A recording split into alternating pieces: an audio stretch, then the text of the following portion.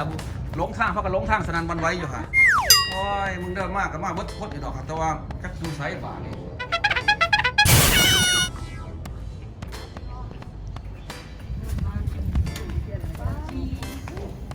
เป็ดยังอันนี้ปิ้งเป็ดบ่โอ้ยปิ้งเป็ดขัดบ่เนี่ยนี่ปิ้งกันนี่เลยเนาะดี โอ้ยคนปิ้งวิตาภูมิงามๆมันก็แซ่บหมดแล้วเนี่ย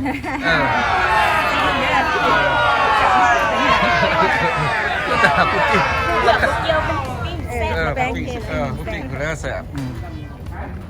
สำคัญผู้ปิ้งคนนะ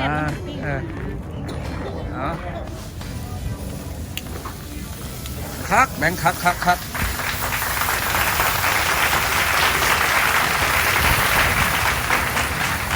ปิ้งเป็ดพี่น้องปิ้งเป็ดปลาก็ลวกมาใช่ละปลาใช่ละมาพี่เอาให้พี่เอาปลาย่างนี้บ่านี่เอา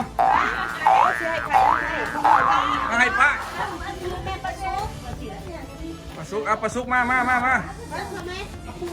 เอาเนี่ยลูกแก้วเนี่ยเอา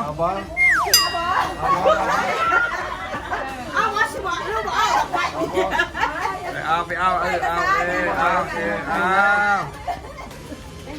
thank you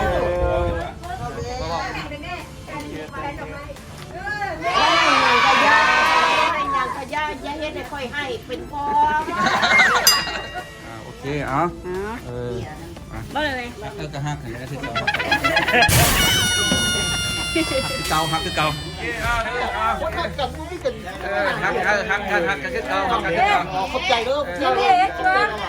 ะเอาเห็นไหมหักแม่เด้อหักแม่บ่แม่ก็หักลูกโอ้ยขอบคุณพระเจ้า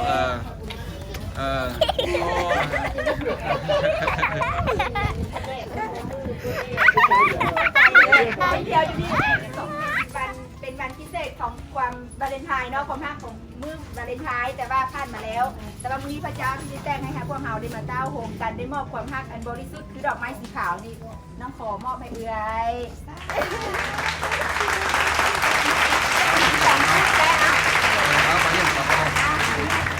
ความรักนี้ความรักของพระเจ้ามอบให้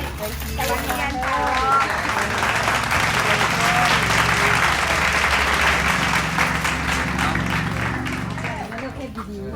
ขอบใจทุกแม่ลูกขอบใจป่าเด้อทุกแม่ขอบใจป่าพอดเด้อไว้ดอกนี้ขอมอบให้พี่น้องร่วมคริสตจักรเบิดทุกคนขอพักขอแพงกับพี่น้องเบิดทุกคนเด้อขอมอบให้เบิดคนเขาจะให้ผู้นึงกับมันขาดผู้นึงเนาะ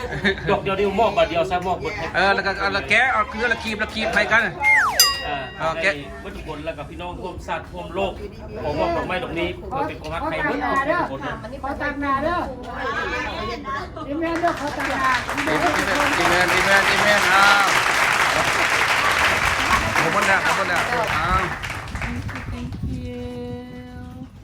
เด้อเป็นทิศไทยผูกก็เด้อเป็นทิศไทย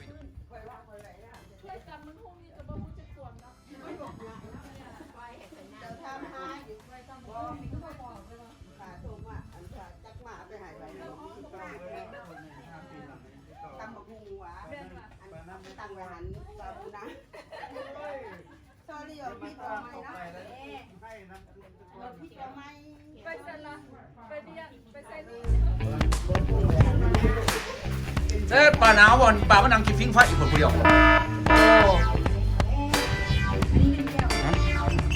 พี่น้องเต็มบัดอยู่พี่น้องคนลาวเขาเต็มบัดอยู่วันวาเลนไทน์วันมะเรียนผักพรเขาเทียน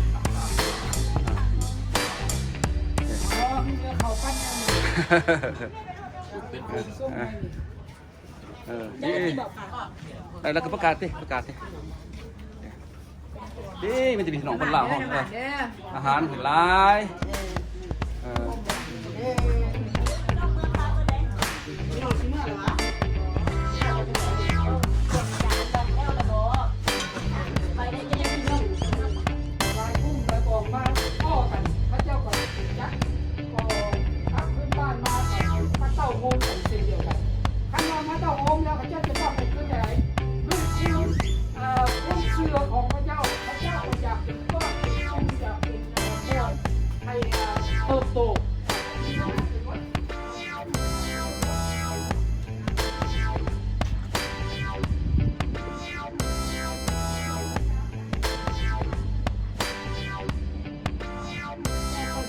บ่เมา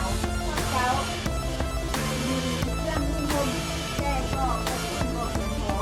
คนที่อยากทานตอนยังที่ก็ขอกินองค์ท่านเป็นเจ้า เดินยกเดินบอลใส่ปลายใส่ปลาซุปไม่ใส่ละโอ้ปุ่นไปก่อนอ่ะเอาไป ไก่พัฒนาล่าคือแบบคือไม่ล่าแล้วก็ที่จะเขาบอกเขาว่าเราได้อย่างนั้นเรา คนยังดีนะนี่นะเนาะ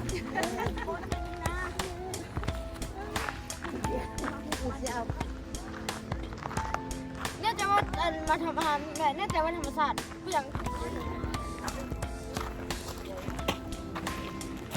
ย่างคือพวกกระเชียฮอดละกระเชียฮอดจุดปีไม้ละเบิ้งได้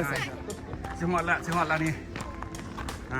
คือมาเทิงเย็นลมเย็นเขาว่าแต่ผมเคยเห็นที่เถื่อเขาก็ย่อคนยิ้มมาเห็ดน้องถึงไง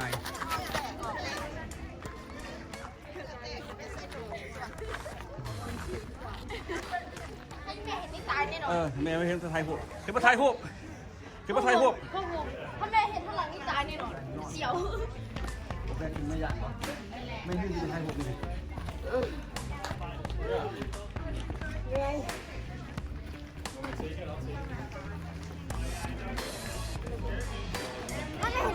จะบอกเดี๋ยวถ้าแม่บอกจะบอกว่าถ้าแม่เห็นข้างหลังนะ ลงมามีคันไดอยู่ลงมาเฮ้ยแก้วไงเป็นพวกพี่น้อง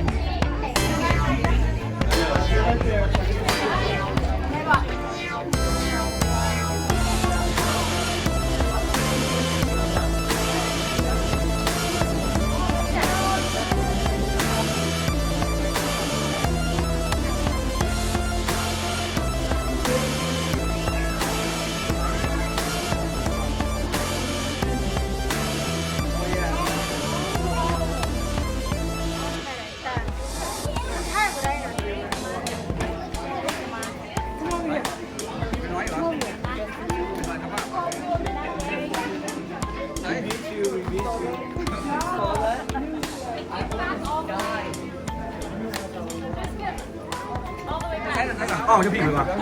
เป็นไรเมื่อยบ่ปะเป็นไรนะสาวเป็นไรเมื่อยบ่เบิดระบอกเดี๋ยวเราดีจ้ะ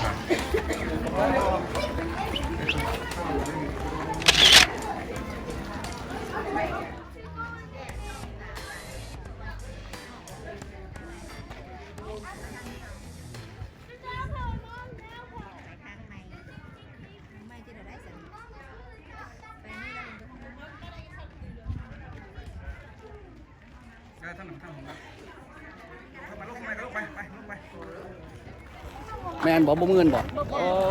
ยเสร็จไปย่างลูกบ่านี่ย่างลูกเด้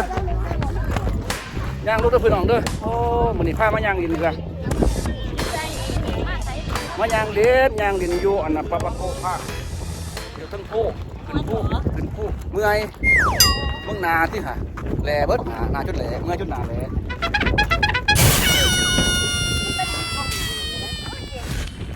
เมื่อยจุดหนาแหล่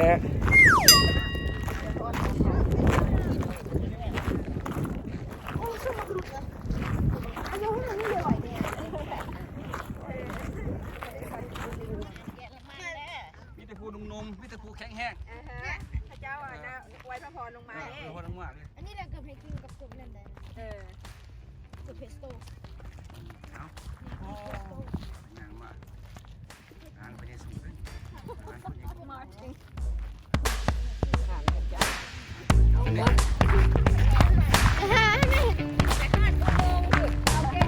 พูดแล้วพูดแล้วโอ้ท่านอยู่เทิงหมดแล้วเมื่อกี้นี่เมื่อกี้นี่มันขึ้นไปเทิงหมดแล้วเมื่อกี้นี่โอ้ขึ้นมาได้นะแต่หนูอยากขึ้นนะไม่ได้นะ โอ้ยังไม่ได้ถึงเทิงคนนะง้อนั่งกันจริงแล้วมาจะเสร็จจะได้แล้วอยู่เทิง เขาก็ขาฮับอยู่ลงที่นั่น เด้อสิซุ่มเอาเขาเด้อซุ่มกับเขาเด้อ ส่วนนี้เป็นช่วงนั้นอุโมงค์นั้น เขาอุโมงค์เมื่อกี้นี้ แต่เฮ้ยแม่ให้ลูกขึ้นนี่มันเป็นมือขึ้น ไอ้แบงค์ผ่านโอกาสไปไอ้แบงค์